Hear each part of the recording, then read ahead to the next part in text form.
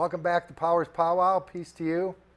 Today I will be speaking with B. David Warner, Lisa Head, and Lindsay Ackman.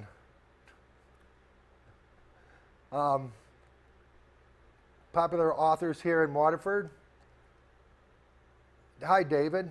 Hi, Jim. Nice to be with you. Thanks for coming out today. Well, thanks for having me. Yes. Could you tell us a little bit about yourself, where you went to school? And Sure.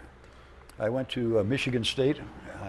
I wanted to be a writer, and Michigan State had a great advertising copywriting curriculum.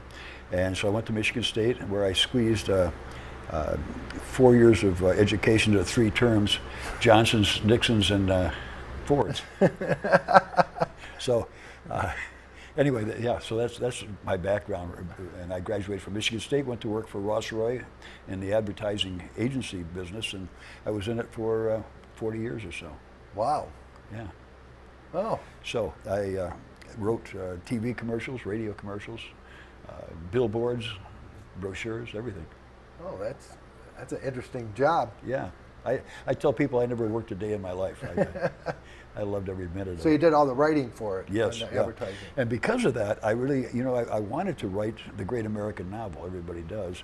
And because I was so happy with what I was doing, I put it off. And I finally realized about age 50 that nobody was going to write it for me, so I better sit down and write the novel, and I did.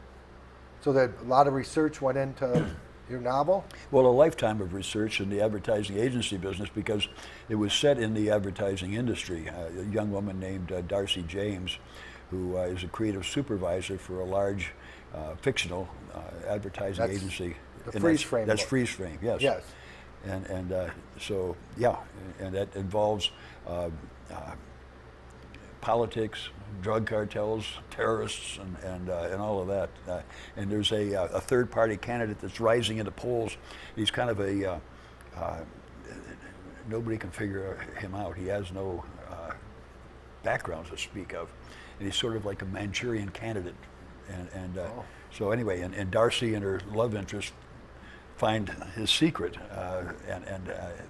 and have to stop him, but they're wanted for a murder they didn't commit. So they go up north and excuse me, stay in a cottage that's a lot like mine up there, and until they get the proof that they need to prove their innocence and stop this candidate from taking over the executive branch of the government. So that's Freeze Frame. Yeah. Deadlock is my second book. That one? And that took a lot of, that takes place in the Sulaks during World War II. And we had 7,600 troops stationed there during World War II, because we were afraid that the Germans could come in and destroy the laks, either by planes or one way or another. And nearly 90% of the iron ore that was bound for our defense plants had to go through the Sulaks. So destroying the laks could have changed the course of World War II. Oh, they came out of Wisconsin, right? Iron ore? Well, I'm not sure. I mean, coming through the Sulaks. Oh yeah. Well, they came down. The iron ore came from Minnesota. Minnesota, yeah. And Duluth and the Mesabi Range there, and then through our northern Michigan ore fields. So there was a whole. The Army was protecting the Sulaks, or? Yeah, they were there. They had anti-aircraft guns. They had these huge barrage balloons, which were 30 feet long and filled with hydrogen. It was sort of like the J.L. Hudson Christmas parade without the fun. and once in a while, they were suspended 2,000 feet above the locks. There were 50 of them around the locks, and they were suspended with these 2-inch thick steel cables. And once in a while, they break away. And the idea was that when a plane came in to strafe the locks, they'd cut their wings to ribbons. Oh. So that's what they were about. And once in a while they'd break away. Like remember the penguin from the J.L. Hudson's parade? Yeah. Yes. And they found one as far away as Midland, Michigan. And the townspeople would go crazy, because you can imagine the havoc it would wreak if a 2-inch steel cable came through your house, right. if the thing broke away. Yes. But and there was a lot of Deadlock is a story of Kate Brennan, this 21st century woman who just happens to be born alive in the 40s, born in the 20s, and she writes for the old Detroit Times. She has to leave town because the mob is after her. So she goes up to the Sioux where she works for her uncle's newspaper, and investigating a murder of a close friend, she runs headlong into this Nazi plot to destroy the Lacs and change the course of World War II. So that's that story. That's a fascinating one, yeah. Yeah. Well, you know, I write, and it's sort of like this is kind of like James Patterson meets Ken Follett, The Eye of the Needle. Remember, with the German spy over in Britain. So there's a German spy here walking the streets of Sault Ste. Marie, and he's killing people, but his end game is to destroy the Lacs. And the climax takes place during the commissioning ceremony of the then new MacArthur lock. And part of my research was talking to a retired dentist who was there. He was in Army intelligence who was there at the commissioning ceremony. So he could fill me in on what it was like. And the people that were there, there's 3,000 or so people there for the commissioning ceremony. And you can imagine the havoc that would cause. So it must have been interesting meeting some of these people that actually knew what was going on during this time. Yeah, there was. I also met with a man who was there in 1941, and was a newspaper reporter there in 1941. So he could tell me what it was like to work for a newspaper. Wow. At that time. And he took me around Sault Ste. Marie, showed me the old red light district. You can imagine with 7,600 troops, there was a red light district. So, yeah, it was great. And I also talked with Bernie Arbeck, who has written 2 or 3 nonfiction histories of the Sioux. So all of that background went into, because if you're going to write a story and you're going to make it real for people, you have to, the setting has to be real, has to feel real. Yeah. And I think it does. People have told me that it does. Yeah. That's fascinating. Yeah. Nice area up there. I mean. Oh, it's beautiful. Yeah, during the summer. During the winter, it's got to. They have to. In the winter, they have carts that they plow the snow and put them in these carts and they take them out of town because they can't just shovel the drives or the roads because it's so there's so much snow. Well, thank you. Is there anything else you'd like to add? You got a new project coming up, or? Well, I've just finished my 3rd novel, and it deals with. It's a fascinating. The Oakland County Sheriff's Department has 140 some people in homicide.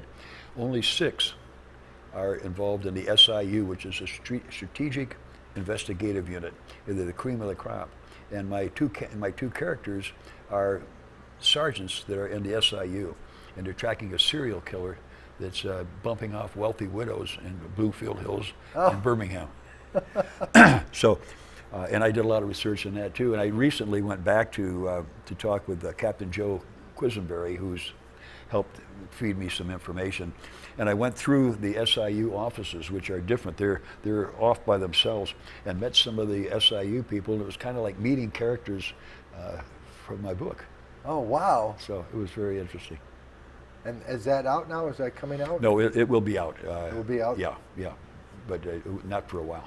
But they can find these books on Amazon? Yes, available on Amazon, $16.95, and they're on Kindle also. Both of them are on Kindle, so yes, people who like Kindles can do that.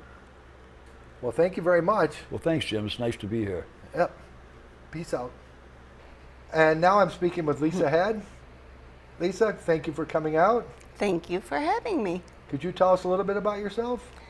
Sure, I grew up in Waterford and went to Waterford Mont. I then went to Michigan State University, became a teacher, and got a job in Avondale and worked in Avondale for about a dozen years before I got in an accident. Oh. And you, children and husband? Yes, I'm married and I have a 13-year-old and a 15-year-old. Oh, teenagers. Yeah, a girl and a boy. The girl's the older one. She's a little. And I know that you volunteer at the schools, Beaumont Elementary. Yes, so that was actually my father's idea. He knew how much I loved teaching and miss it every day and can't go and do that anymore. So he suggested I contact their principal and see about volunteering there. And I did. And it worked out great. And I started with just a little bit of time in the morning. And then they increased my time so that I was pretty much there a full day and saw various grade levels. And they're always looking for volunteers in the school, and that's very nice of you. Yeah. Well, I loved it, and I have stories about some of those kids. Even from just one day a week, I have stories, and I love that. So your accident happened in 2013? Yes, it was Father's Day, actually, of 2013. I had a bicycle accident, and I hit the bridge going over the Huron River, and it gave me a traumatic brain injury. I was in a coma for a few days, and I actually gave a thumbs up on my son's birthday, June 22nd, and that was the first response that I'd really had to everyone. Oh my goodness. But I've just been making my way back ever since. You're amazing, and you've written a couple books now. Yes, this is the first one that I wrote and got inspiration. Inspiration does the mind good, because I believe it does. Everybody that needs that little bit every day, either to help them in their job or just to give them a good attitude to turn to the next person they see with. And I needed that desperately after I was hurt. So I wrote the first book to tell about my accident and some of my family inspiration, some of my other inspiration that's very critical. I also kind of explored the negative side to inspiration, where some people can take it in very bad places and go way too far with it, but I mainly focus on all positives, and that leads into this book that I wrote next, 365 Days of Inspiration for You, because there is something that people can be inspired by every day. And there's topics from the states to the presidents to famous people and some not so famous people, people that have been known for their inventions, all kinds of topics. But it starts with general topics such as art, music, those kinds of things, nature. Yeah. Yeah.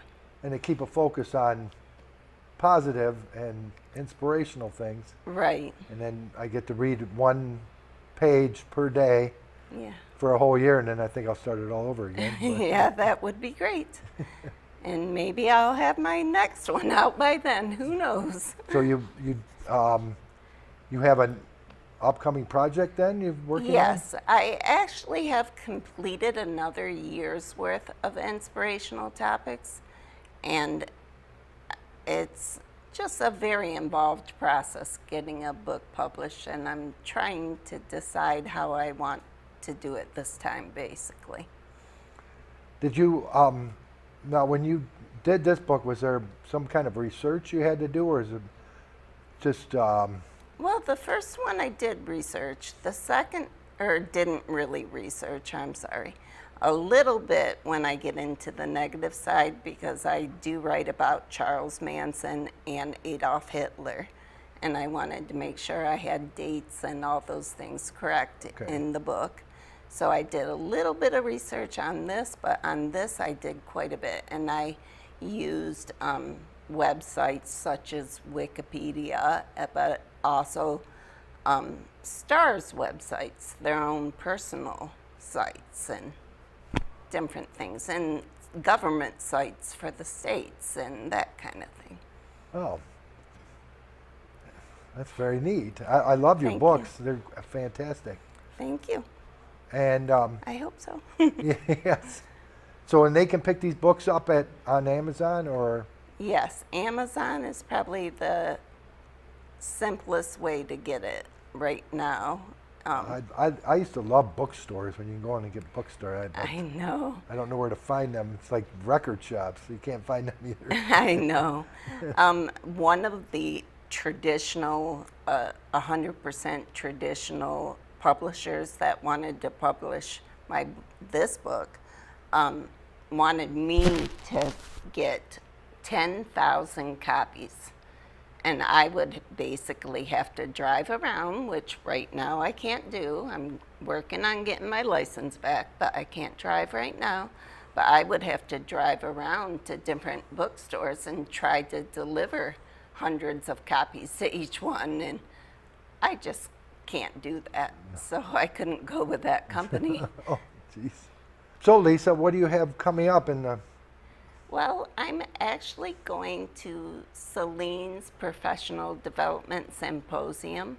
I'm going to be a speaker there, and I'm going to talk about the different aspects of intelligence and how things have come back to me as a traumatic brain injury sufferer, and how I taught when I was in practice teaching.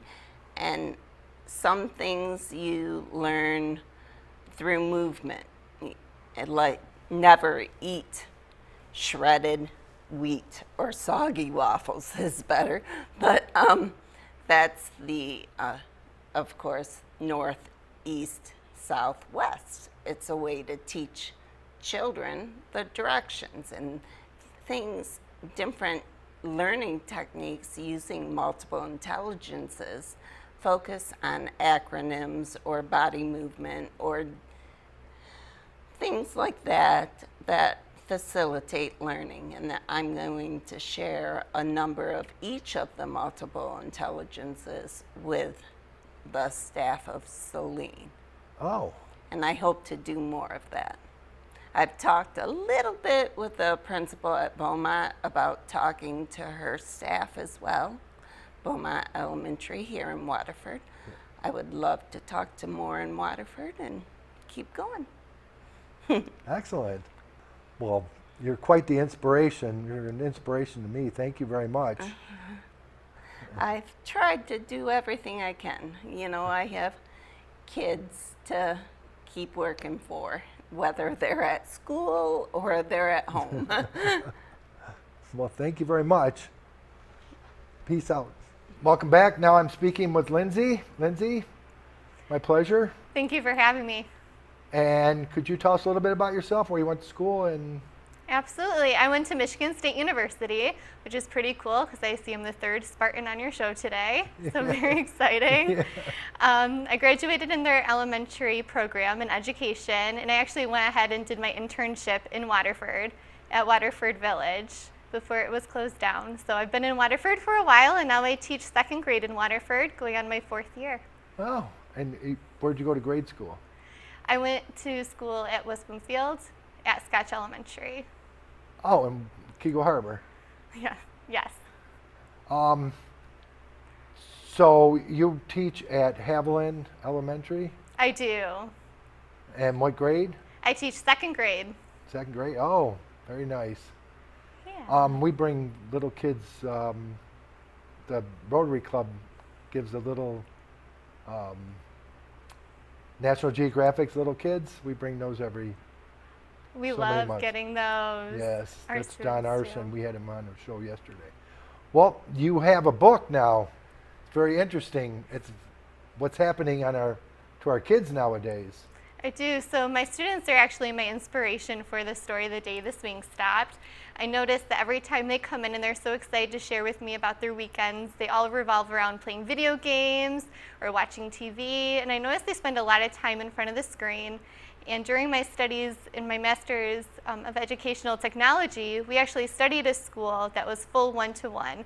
So that means not only are students spending a lot of time in front of the screen at home, but they're actually spending a lot of time in front of the screen at school. So that was a bit concerning to me because they're losing out on invaluable interaction time where they're learning how to problem solve and learning how to communicate. And I'm finding that the more time students are spending in front of these screens and away from each other, the less developed these skills are becoming. Oh, but like promoting reading that helps them interact. It does. And they really enjoy reading the stories together and talking about them and the lessons behind them, which is really great to see. Oh, do you have, what was your, I noticed the author's kind of, or the illustrator's kind of interesting to say her name. She is. Her name is Ganjali, and I actually met her through Fiverr, which is the website for freelance artists to be hired to work on children's books. Really? Yeah, she's from Sri Lanka, so it's pretty cool getting to work with someone who's on the opposite side of the world. Oh. And do you have another project coming up soon? I do. I actually just wrote my second book. It's called I Hope It's a Puppy. And it's actually a really unique story as well because it's one of the only children's books that is completely written, the first maternity children's book, completely written from the perspective of a child. Oh, wow. That'll be interesting. Yeah, so I'm actually going to run a Kickstarter campaign for that one sometime in the next year, hopefully in early 2019. Oh, and right now they can pick up your book from Amazon? You can. It's available in softcover and hardcover right now. And the hardcover should be fully on Amazon by next week. Excellent. Yeah. So is there anything you'd like to add? I'm just really grateful to be here. I hope my students continue to inspire me. They're so amazing to work with, and it's been such a pleasure encouraging them to write their own stories and to inspire them to be writers themselves. So I can't wait to see what happens when they grow up too. I know that Keith Wunderlich has the Wilbur book and that series going on. It's nice to have good reading for the kids to read. It is. And Keith is doing such a wonderful job getting the whole community involved and having them a part of our literacy program and aspirations. Yeah, I've been when I read with the kids, I tried to bring comic books, and the comic books are not made for little kids anymore. No, but there are a few, like Ninjago. They're really all about those kinds of books. Yes. They do. They really like them. I know I tried to bring like Wolverine and some of them books, and they were all teenage, and you can't bring them for little kids. They all wanted Deadpool, and I was like, you can't read that. I know. Too much violence. But I love your book, and it's such an inspiration to get kids, back on thinking about other things than playing on games and stuff. Thank you. Well, thank you very much. Thank you so much. Peace out. It's time we stop. Hey, what's that sound? Everybody look what's going now.